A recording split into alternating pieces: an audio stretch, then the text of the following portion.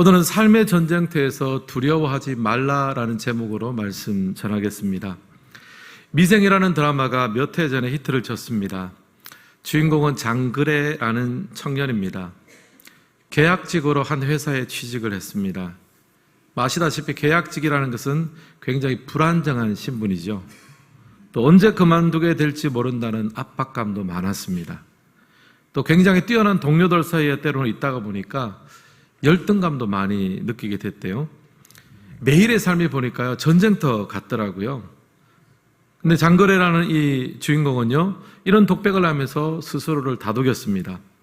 지더라도 끝까지 버텨야 진짜 싸운 거다. 어렵지만 쉽게 포기하지 않겠다는 거예요. 끝까지 한번 버텨보자. 그래야 지더라도 좋은 결과가 나지 않더라도 후회가 없고 진짜 싸워본 거다라는 말입니다.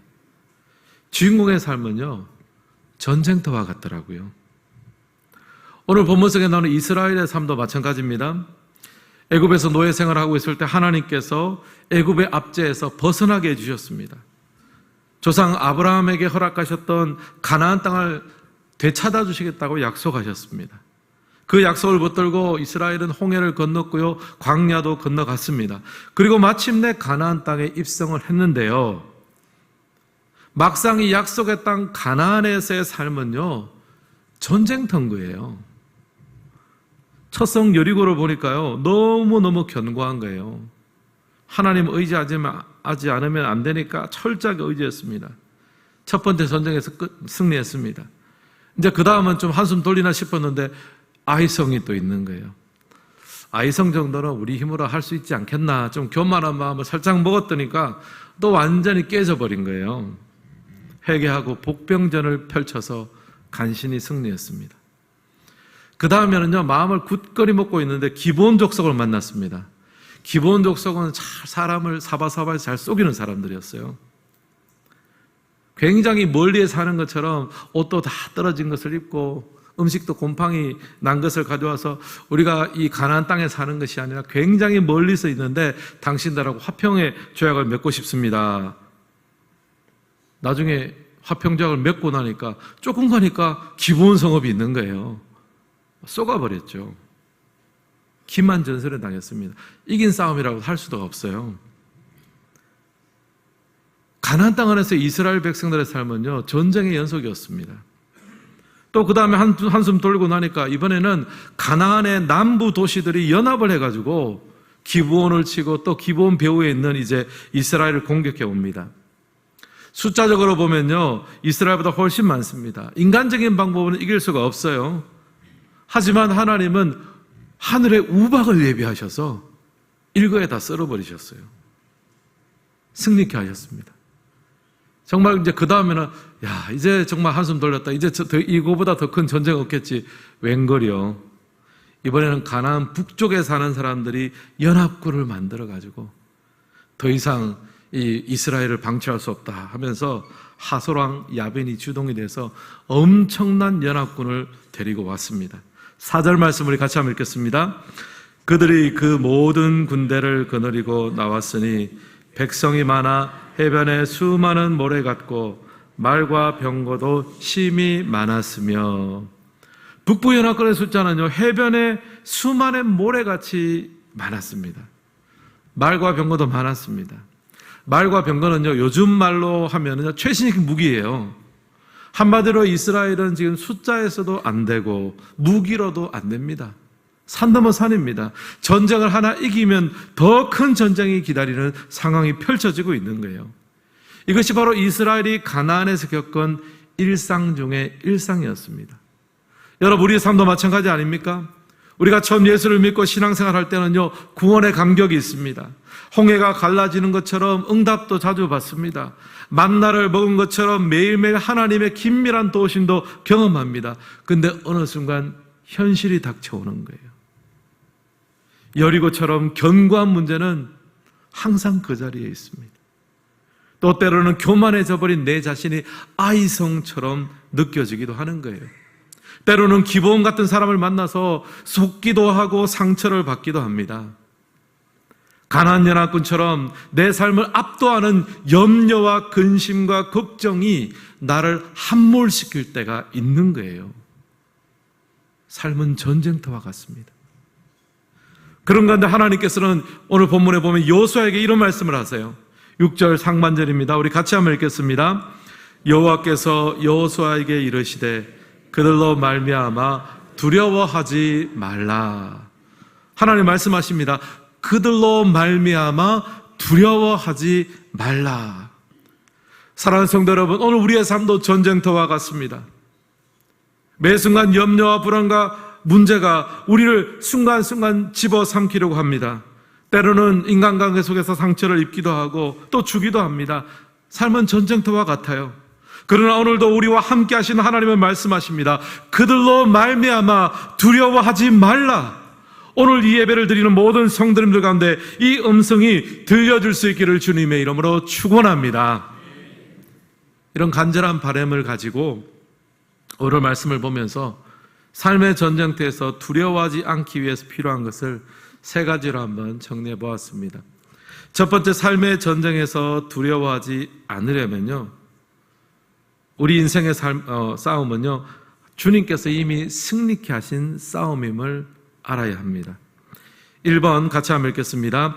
이미 승리한 싸움임을 알아야 합니다. 6절도 함께 읽겠습니다.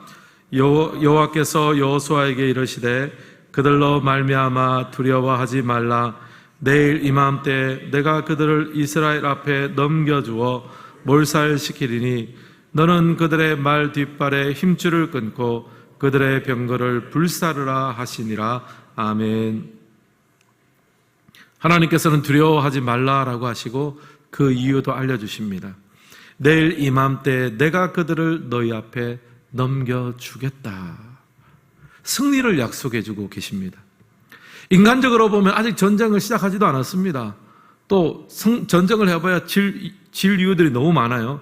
하지만 미리 하나님은 승리를 약속해 주십니다. 내일 이맘때에 내가 저들을 너에게 넘겨주겠다. 이 하나님의 약속이 있었기 때문에 이스라엘은 두려워해야 될 상황에서도 두려워하지 않게 된 거예요. 요한복음에도 보면요, 예수님께서 담대하라 내가 세상을 이겼노라라고 말씀하십니다. 요한복음 16장 33절 함께 읽겠습니다. 이것을 너희에게 이루는 것은 너희로 내 안에서 평안을 누리게 하려 함이라. 세상에서는 너희가 환난을 당하나 담대하라 내가 세상을 이기었노라. 아멘. 예수님께서 십자가를 지시기 전날 밤입니다. 다음 날이면 십자가에 달리십니다. 근데 바로 이 순간 이 말씀을 하십니다. 담대하라 내가 세상을 이겼노라. 사실 십자가를 지시는 길은 인간적으로 보면 죽는 길이고 지는 길 같습니다. 하지만 하나님의 관점으로 보면요, 오히려 세상을 이기는 길입니다. 또 실제로 예수님은 사망 권세를 깨시고 3일 만에 부활하셨습니다. 내가 세상을 이겼노라 그러므로 담대하라. 이 말씀은요, 승리를 약속하시는 말씀이며 그 승리를 누리게 될 제자들과 우리 모두를 향한 말씀이 될 줄 믿습니다. 그러므로 사랑하는 성도 여러분, 우리가 전쟁터와 같은 삶을 살지라도 두려워하지 않을 수 있는 이유가 바로 여기에 있습니다. 주님께서 이미 세상을 이기셨기 때문이에요. 그리고 승리하신 그 주님이 우리와 함께 하십니다. 스포일러라는 말을 여러분 들어보셨죠? 영화나 드라마의 내용이 미리 알려져서 이미 결과를 다 알고 있는 거예요. 그래서 좀 재미가 좀 덜해지는 거, 그래서 스포일러가 되었다라고 합니다. 예를 들면 어떤 액션 영화가 있다고 한번 생각해 보십시오. 근데 이미 결과가 알려져 있어요. 액션 영화를 보면 총알이 막 빗발치는 장면에서 주인공들이 적들하고 아슬아슬하게 막 싸웁니다. 위험한 장면이 계속됩니다. 근데 이미 결론을 알고 있다고 생각하면요, 저 사람 저기서 안 죽어. 결과를 알고 있는 사람이 이렇게 말해주면 맥 빠지잖아요. 조금만 있으면 또 승리하고 이겨. 마지막에 이긴다니까. 담대하게 볼 수 있는 거잖아요. 스포일러가 바로 그런 역할을 합니다. 우리의 신앙생활도 마찬가지입니다. 하나님께서 이미 우리에게 영적 스포일러를 알려주셨습니다. 내가 세상을 이기었노라. 또 여호수아에서는 내가 이맘때 그들을 너희에게 넘겨주리라, 이거를 미리 알려주셨다는 거예요. 스포일러를 알려주셨습니다. 이 약속이 있는 사람과 없는 사람은 천지 차이인 거죠. 이 약속이 있으면요, 담대해지고 소망을 붙들 수 있습니다. 지금 당장은 어렵고 힘들지만 이 시간도 지나가겠구나, 마침내 이기겠구나, 마침내 승리하겠구나, 전쟁터 같은 인생이지만 하나님의 역사하심들을 바라볼 수가 있게 되는 거예요. 1944년 6월 6일 프랑스의 노르망디 해안에 연합군이 상륙을 했습니다. 역사상 가장 큰 상륙 작전이었다고 합니다. 무려 15만여 명이 투입이 됐고요, 배가 5,000척, 비행기가 1만 대 이상 동원됐습니다. 그렇게 해서 15만 명이 노르망디에 상륙을 한 거예요. 이 노르망디 상륙 작전이 성공하면서 독일군은 결정적인 패전의 길에 접어들었습니다. 이 작전의 성공 때문에 2차 대전의 승패가 갈렸다고 합니다. 물론 상륙 작전 이후에도요, 지역적인 전투는 계속됐습니다. 연합군이 프랑스 내륙으로 들어가면서 격렬한 전투가 있었습니다. 하지만 전체 승부는 이미 결정났다는 거예요. 남은 전쟁은 정리하는 전쟁이라는 거예요. 불이 나면 큰 불은 이미 잡았고 잔불을 정리한다는 거예요. 노르망디 상륙은요, 승리를 향한 첫날이 되었습니다. 사랑하는 성도 여러분, 우리의 인생길이 전쟁 같더라도요, 우리에게는 이미 승리가 시작된 줄 믿습니다. 여호수아에게 약속하셨던 하나님의 말씀, 내일 이맘때가 오늘 우리에게도 다가오고 있는 거예요. 여전히 내 눈앞에는 염려도 있고 걱정거리도 있습니다. 문제도 견고한 것 같습니다. 하지만 주님의 승리의 시계바늘이 이 시간도 째깍째깍 돌아가고 있는 줄을 믿습니다. 내가 세상을 이겼노라, 내일 이맘때 넘겨줄 것이다 약속하신 주님과 함께 한다면 오늘 우리의 삶의 승리가 보장될 줄을 믿습니다. 이런 의미에서 여전히 내 안에 답답함이 있다면요, 승리케 하시는 하나님을 신뢰하지 못하는 내 자신의 믿음 없음에 대한 답답함이 되어야 할 줄을 믿습니다. 하나님은 이미 우리에게 영적 스포일러를 알려주셨습니다. 내일 이맘때 승리를 약속하신 주님과 동행함으로 담대함으로 오늘 하루도 살아갈 수 있기를 주님의 이름으로 축원합니다. 옆 사람과 이렇게 인사하겠습니다. 담대합시다. 한 번 더 인사하겠습니다. 내일 이맘때를 기억합시다. 우리에게 영적 스포일러가 이미 준비됐어요. 하나님 승리케 하십니다. 이 마음을 가지고 살아가는 게 중요해요. 두 번째, 삶의 전쟁에서 두려워하지 않으려면요, 순종의 발을 내딛어야 합니다. 2번 함께 읽겠습니다. 순종의 발을 내딛어야 합니다. 하나님께서 우리를 승리 있게 하실 것을 믿는다면요, 그 다음은 순종과 행함이 있어야 되겠죠. 7절 말씀 우리 같이 한번 읽겠습니다. 이에 여호수아가 모든 군사와 함께 메론 물가로 가서 갑자기 습격할 때에, 여호수아는 승리 있게 하시겠다는 하나님의 약속을 듣고 나니까 이게 가만히 있을 수가 없는 거예요. 뭐라도 해야 되겠습니다. 그래서 가나안의 북부 연합군을 습격할 계획을 세웁니다. 정면 돌파는 못해요. 게임이 안 됩니다. 그러나 하나님 약속이 있으니까 내가 할 수 있는 뭐라도 순종하고 해야 되지 않겠습니까? 그래서 기습작전을 한 거예요. 그 결과는 어땠습니까? 8절의 결과가 나옵니다. 8절도 우리 함께 읽겠습니다. 여호와께서 그들을 이스라엘의 손에 넘겨주셨기 때문에 그들을 격파하고 큰 시돈과 미스르봇 마임까지 추격하고 동쪽으로는 미스바 골짜기까지 추격하여 한 사람도 남기지 아니하고 쳐 죽이고, 하나님의 약속을 믿고 순종하는 마음으로 기습작전을 펼치니까 하나님께서 승리를 허락해 주셨습니다. 만약 여러분 여호수아가요, 승리의 약속을 받았지만 아무 일도 하지 않고 가만히 있었으면 어떻게 됐을까요? 아마 아무 일도 일어나지 않았을 거예요. 작은 순종이라도 한 걸음 내디디니까 하나님의 약속이 성취되는 거예요. 여호수아서 1장에도 보면요, 하나님은 순종의 중요성에 대해서 강조해 주셨습니다. 여호수아서 1장 3절로 4절 같이 한번 읽겠습니다. 내가 모세에게 말한 바와 같이 너희 발바닥으로 밟는 것은 모두 내가 너희에게 주었노니 곧 광야와 이 레바논에서부터 큰 강 곧 유브레데 강까지 해쪽 속의 온 땅과 또 해지는 쪽 대해까지 너희의 영토가 되리라. 아멘. 하나님은 모세 때부터 이미 약속하신 거예요. 가나안을 주시겠다고. 유대 강야와 레바논에서 유브라데까지 또 해지는 쪽 지중해 연안이죠. 거기까지 다 주시겠다고 약속을 하셨습니다. 대신에 한 가지 단서가 있습니다. 무엇입니까? 너희 발바닥으로 밟으라 하는 거예요. 그러면 너희 영토가 될 것이다. 순종함으로 작은 한 발걸음을 내디딜 때 그 땅을 얻고 승리하게 된다는 거예요. 사랑하는 성도 여러분, 정쟁터 같은 삶 가운데도 우리가 두려워하지 않을 이유가 있습니다. 우리의 작은 순종을 통해서 역사하는 하나님을 만날 수 있기 때문입니다.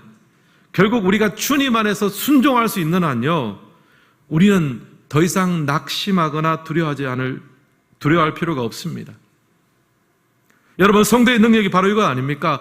내가 힘을 키우고 내가 힘이 세져서 뭘 잘해서 어떤 일을 성취하는 것이 아니라 나는 부족하고 나는 연약하지만 그 모든 것들을 행할 수 있는 주님 앞에 순종할 수 있는 것이 성도의 능력인 거예요. 그러므로 염려가 되고 낙심이 되십니까?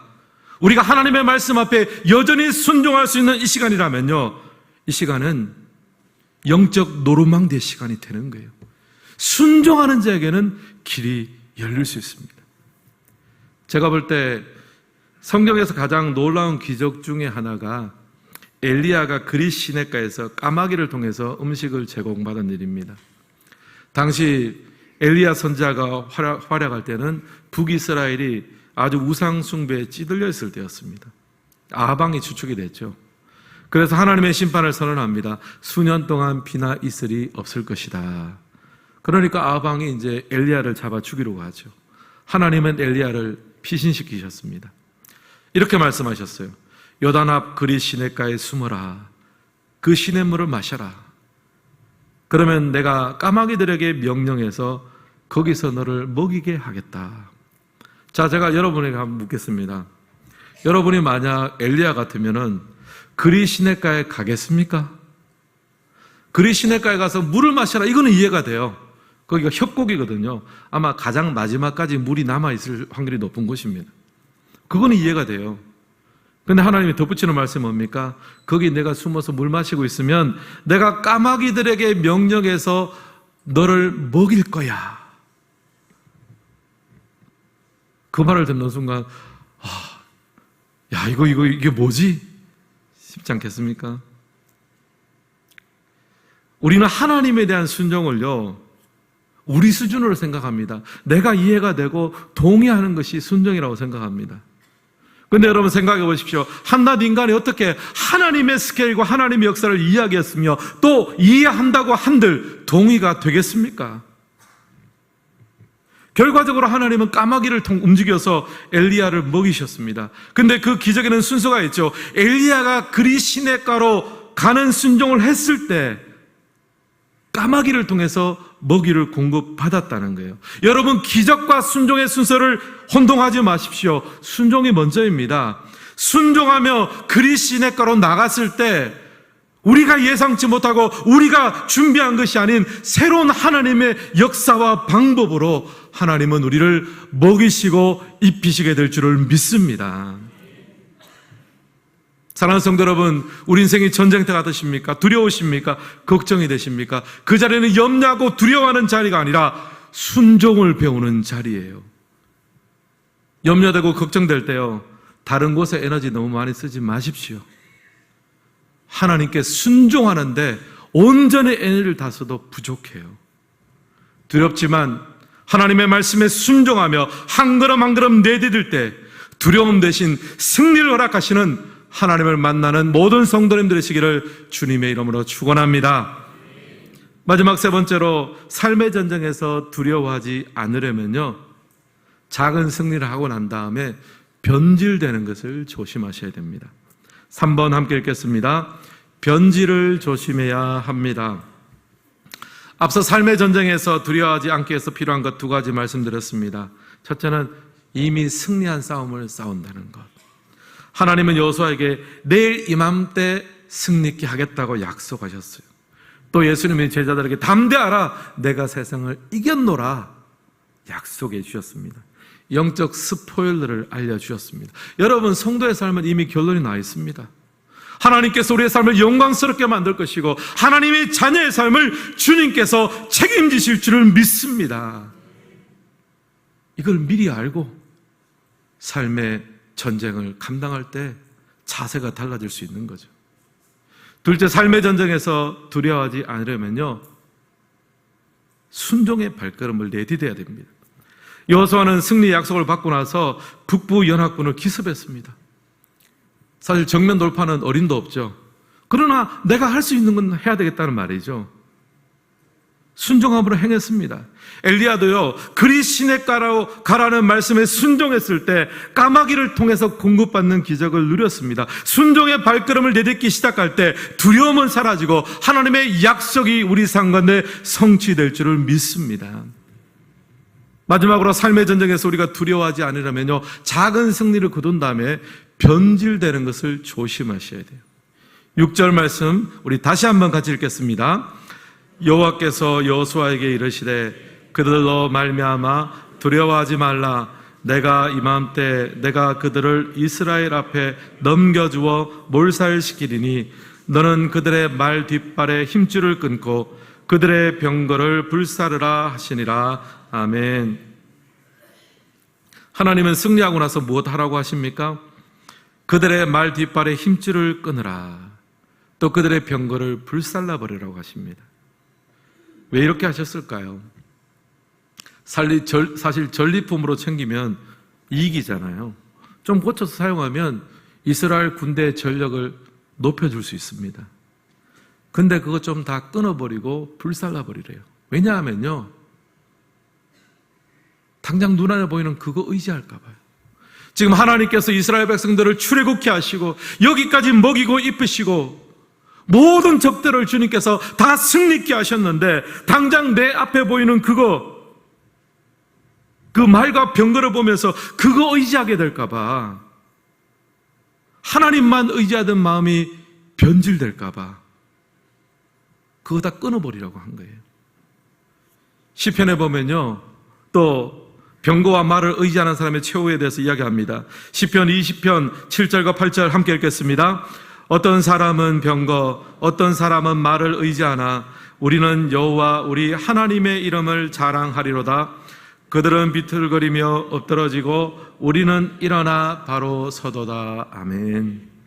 어떤 사람은 병거로 의지하는 사람이 있대요. 근데 어떤 사람은 또 말을 의지합니다. 근데 그런 경우에는 비틀거리고 엎드러진대요. 왜냐하면요, 병거와 말을 의지하는 사람 앞에는요, 반드시 더 좋은 병거, 더 좋은 말을 가진 군대가 나타나기 마련이에요. 언젠가 한 번은 나타날 거 아닙니까? 그러면 비틀거리고 엎드러진다는 거예요. 결국에는 그런 눈에 보이는 것을 의지하는 것이 아니라 하나님 한 분만을 의지하고 자랑하는 자가 쓰러지지 않는다는 거예요. 여러분, 우리 신앙이 변질된다는 것이 아주 별다른 것이 아닙니다. 하나님을 의지하고 붙들어야 될 사람이 다른 것을 더 의지하고 더 붙들면 그게 바로 변질입니다. 지금 하나님은 백성들에게 변질될 여지를 주지 않으려고 하십니다. 그깟 말 몇 마리, 병거 몇 대 괜히 남겨뒀다가 거기 매여버리면 있는 믿음도 다 까먹어버리는 거예요. 더 좋은 말을 가진 적이 나타나면 부들부들거립니다. 더 큰 전차를 가진 부대를 만나면 흔들릴 수밖에 없습니다. 변질된 신앙은 아무짝에도 쓸모가 없어요. 사랑하는 성도 여러분, 인생의 전쟁터에서 두려워하지 않기를 원하십니까? 하나님만 의지하는 것에 방해가 되는 것을 끊어내고 태워버리십시오. 없는 게 낫습니다, 차라리. 때로는 하나님께서요, 우리가 의지하고 붙들고 있는 것을 끊어버릴 때가 있습니다. 불태워버릴 때가 있습니다. 그것이 물질이든 명예든 건강이든 가져가실 때가 있습니다. 근데 하나님은 참 놀라운 분이세요. 그 부족함과 결핍이 나로 하여금 더욱더 하나님을 찾게 하고 더욱 하나님을 의지하게 하고 더욱 하나님을 붙들게 합니다. 그 약함과 결핍이 오히려 나의 변질을 막아주는 하나님의 도구가 되는 줄을 믿습니다. 제가 담임 목사라서 우리 교회에 또 등록하신 분들을 만나고 신방하는 시간은 참 행복한 시간입니다. 궁금하죠? 어떤 이유로 우리 교회에 오셨을까? 또 누가 전도를 하고 안내해 주셨을까? 궁금합니다. 그렇게 만남을 가지다 보면 참 감사한 경우도 있습니다. 어떤 분은 이렇게 고백합니다. 나를 도와주는 저분이 믿는 하나님이라면 나도 믿고 싶다. 저분이 다니는 교회라면 나도 다녀보고 싶다는 거예요. 그런 고백을 들을 때마다 참 감사합니다. 그러면서 기도하게 됩니다. 하나님, 우리 교회가 하나님 앞에서 변질되지 않기를 소망합니다. 담임 목사와 또 저를 비롯한 모든 성도님들이 하나님 한 분만을 의지하기를 소망합니다. 얄팍한 말과 병거에 의지하는 것이 아니라 하나님 한 분만 의지하기를 원합니다. 이렇게 보면요, 어쩌면 전쟁 같은 우리 인생에 진짜 두려워야 될 적은요, 내 앞에 있는 염려와 근심과 문제가 아니라 내 안에 하나님을 의지하지 못하는 변질된 마음인 거예요. 지난주에 특세를 마쳤습니다.